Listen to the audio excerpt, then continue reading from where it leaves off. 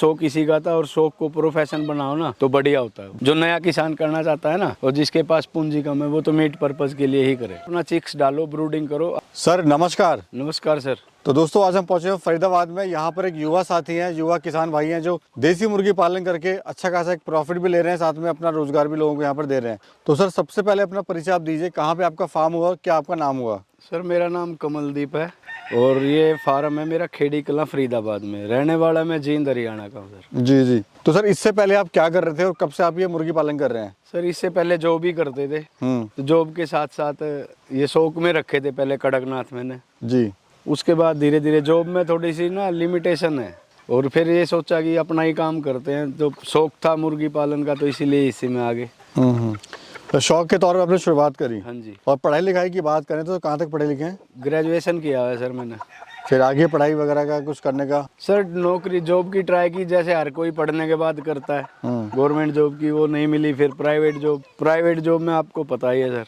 जी जी। हर चीज की बाउंडेशन है, इसीलिए फिर ये मैंने अपना ही काम स्टार्ट कर लिया। तो जो मुर्गी पालन है सर, इसी का चुनाव आपने क्यों करा? बिजनेस और भी है, काम सर और पहले भी बचपन में भी मुर्गी घर में गांव में पालते ही थे, अंडे के लिए शौक था। और फिर कड़कनाथ पाले हुए थे शौक में भाई ने, तो बस उसी के साथ ही बस शौक सा लग गया। तो फिर मैं कहा नौकरी कब तक नौकरी करेगा, नौकरी की उम्र वही बात है 40-45 प्राइवेट सेक्टर में, तो इसके बाद तो कोई नहीं पूछता। जी जी।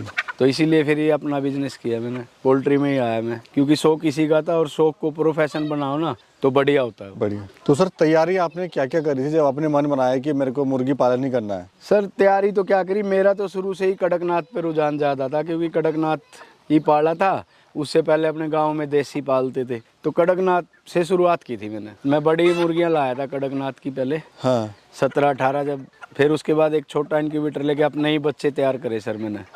तो सर शेड पे कितना इन्वेस्टमेंट करा आपने, बर्ड पे कितना करा शुरुआत में? सर बर्ड पे तो ऐसा आया 800 रुपए की मुर्गी पड़ी थी मुझे, 1000 रुपए का मुर्गा पड़ा था। तो 17-18 लाया था मैं, उसमें 4 मुर्गे थे, बाकी मुर्गियां थी। उसके बाद ये शेड था, शेड तो मैंने सर ये बना बनाया खरीदा था, जमीन रेंट पे ली थी पहले, ऑलरेडी किसी का था ये, तो मैंने बाय कर लिया था ये। तो क्या रेंट चल रहा है सर यहाँ पर जमीन का? सर इसका देता हूँ मैं 4 बीघा है, 75,000 पर ईयर, पर साल का 75,000 रुपए हाँ जी आप देते हो। ब्रीड? सर सोनाली ब्रीड है ये। कड़कनाथ भी है मेरे पास, डबल FG है, प्योर देसी नस्ल टैनी भी है। जी। लोग सर अक्सर एक ही ब्रीड पे काम करते हैं, आपने यहाँ 3 ब्रीड पाली हुई है, तो क्या मकसद है सर, क्यों आपने ऐसा किया हुआ है? मकसद तो ये है सर, डबल FG तो मैंने मीट पर्पज के लिए पाली है जी। सोनाली और कड़कनाथ अंडे के लिए पाली हुई है। इससे क्या होता है, डबल FG 2 महीने में तैयार हो जाती है, जो उससे प्रॉफिट होता है, इनका दाना पानी आ जाता है। तो खासियत क्या होती है सर इन देसी मुर्गों की? देसी की सर एक तो इनकी इम्यूनिटी बहुत बढ़िया होती है, बीमारी कम आती है, आती तो है लेकिन कम आती है, सहन कर जाती है ये मुर्गियाँ। और वेट गेन वगैरह सर कितना कर लेती हैं? सर सोनाली तो सर 3 महीने में 1 kg की होती है। हाँ। कड़कनाथ भी समथिंग इतने की होती है। जी जी। और ये अंडा वगैरह सर कितना देती हैं साल में, और कितने कब देना स्टार्ट करती हैं? सर कड़कनाथ तो 120 से 130 अंडे देती है साल में। 180 से लगभग 200 के लगभग सोनाली देती है। बर्ड लाए थे आप, चूजा लाए थे? सर मैंने बड़े ही बर्ड खरीदे थे, चूजा अभी डाला हुआ है। डबल FG तो मैंने चिक्स से ही ब्रूडिंग की है, बाकी अब सोनाली की ब्रूडिंग चल रही है अंदर, और बाकी तो ये मैं बड़े ही लाया था। तो शुरुआत में सर कितना मुनाफा हुआ आपको और अभी कितना हो रहा है? सर मैंने कैलकुलेशन नहीं की, मतलब ये है कि चल रहा है अपना, दाल रोटी का खर्चा चल रहा है। तो सर कभी नुकसान हुआ आपको इस काम में? सर हुआ था, पहला लोट मैंने जैसे आम किसान करते हैं, बड़ा खरीदने की कोशिश करते हैं, मैं भी 1 महीने का लाया था।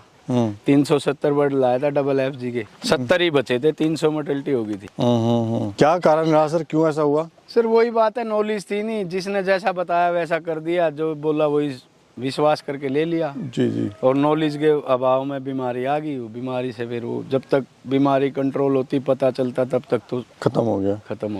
अंडे में ज्यादा प्रॉफिट होता है बेचने में या लाइव मुर्गा? सर प्रॉफिट तो वैसे देखा जाए अगर लॉन्ग टर्म पे अगर आप चलो तो अंडे पे भी प्रॉफिट है, लेकिन मेरा तो मानना है कि ना मुर्गा बेचने में ही बढ़िया है। जो नया किसान करना चाहता है ना और जिसके पास पूंजी कम है वो तो मीट पर्पज के लिए ही करे। कोई 50 बर्ड से शुरुआत करता है तो सर क्या खर्चा आएगा? 50 बर्ड से सर जैसे डबल FG से शुरुआत करता है, डबल FG का चिक्स का रेट 23 रुपये 24 रुपये ऊपर नीचे होता रहता है। तो इस हिसाब से लगा लो एक बर्ड यही है आपका, मतलब 50 मुर्गों पे आ जाएगा 15-20-25 हज़ार के लगभग खर्चा। और प्रॉफिट क्या ले लेगा सर? प्रॉफिट तो सर वो उसकी मार्केटिंग के ऊपर डिपेंड है, वो कैसे निकाल पाता है अपना माल। जी।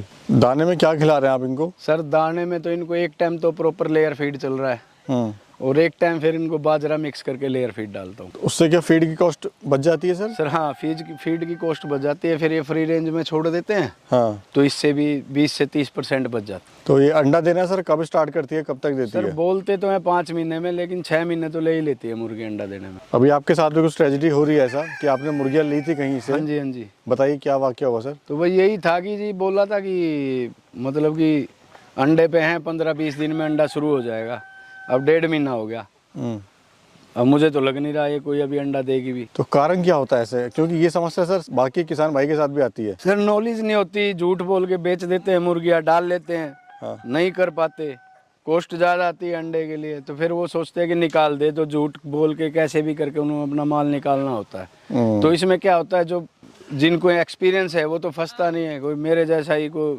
जिसको जो शुरू में शुरुआत करता है वो ही फंसता है। तो ध्यान कैसे रखें, कैसे बच सकते हैं सर इससे? इससे तो सर एक ही है, अगर आपने मन बना रखा और बजट है तो अपना चिक्स डालो, ब्रूडिंग करो, आपको पता होगा टाइम पे आप वैक्सीनेशन करोगे उसकी सारी चीज़, क्योंकि अंडे के लिए रखने में हमें लॉन्ग टर्म पे रखना पड़ता है फ्लॉक बर्ड्स को, तो उसमें क्या होता है कि हमें इनकी प्रॉपर वैक्सीनेशन करनी पड़ती है। दूसरे बंदे से लेके आया हम बड़ा, उसने वैक्सीनेशन करी नहीं करी क्या पता हमें, आपके फार्म पे आते ही कोई बीमारी पकड़ ली, रानी खेती आ गई, कोई फाउल पॉक्स आ गया, इनकी तो पूरी वैक्सीनेशन होती है प्रॉपर शेड्यूल से। जी जी, तो चार्ट वगैरह देख लें एक बार वैक्सीनेशन का। बिल्कुल।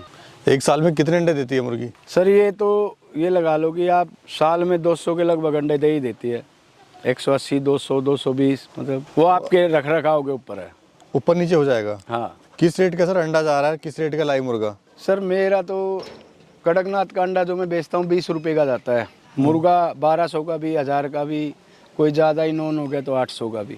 कोई आसपास मार्केट भी नहीं है सर, तो सेल कहाँ कर रहे हैं आप?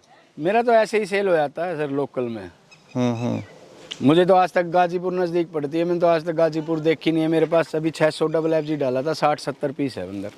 यानी मार्केटिंग में कोई समस्या नहीं मेरे है? को कोई समस्या नहीं। मंथ में कितना अंडा सेल कर लेते हैं सर?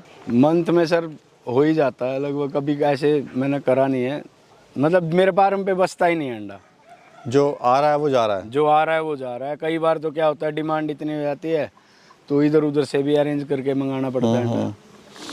तो सर काम इतना अच्छा, आपका माल ही अच्छा खासा सेल हो रहा है, तो फिर फार्म क्यों बंद हो जाते हैं? ये क्या रीज़न रहता है किसान भाई असफल होते हैं इसमें? सर बगैर ट्रेनिंग के करते हैं। ऐसा होता है 100 खुलते हैं ना तो 90 बंद करते हैं, क्यों? वो यूट्यूब वगैरह पे देखते हैं, इधर उधर से अधूरी नॉलेज की वजह से बंद करते हैं। अगर इसको काम में करना है ना तो प्रॉपर ट्रेनिंग लो, काम करने से पहले ट्रेनिंग लो, ना कि काम करने के नुकसान होने के बाद।